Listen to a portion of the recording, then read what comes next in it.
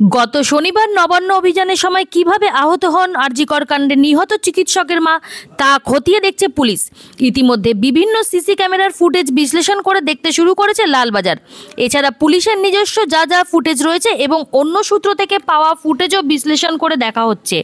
লালবাজার সূত্রে খবর, নির্দিষ্টভাবে কোথায় তার আঘাত লেগেছে প্রাথমিকভাবে সেই তথ্য পাওয়া যাচ্ছে না। লালবাজারের ওই সূত্রের দাবি, একটি ফুটেজের একটি অংশে দেখা যাচ্ছে নির্যাতিতার মা কপালের ডান দিকে হাত দিচ্ছেন, কিন্তু ওই জায়গার ফুটেজে কোনো পুলিশ কর্মীকে দেখা যাচ্ছে না। নির্যাতিতার মা গত শনিবার সংবাদ মাধ্যমের সামনে অভিযোগ করেছিলেন অনেক পুলিশ মিলে তাকে মেরেছেন।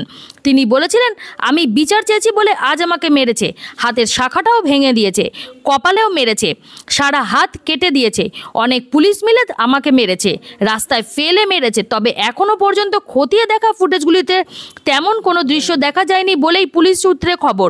যদিও ফুটেজ বিশ্লেষণের একেবারে প্রাথমিক পর্যায়ে এই তথ্য পাওয়া গিয়েছে। ওই সূত্র জানাচ্ছে এখনও আরও ফুটেজ বিশ্লেষণ করা বাকি আছে। সব ফুটেজ খতিয়ে দেখার পরেই এই বিষয়ে সম্পূর্ণভাবে বলা সম্ভব হবে বলে জানাচ্ছে লালবাজারের ওই সূত্র।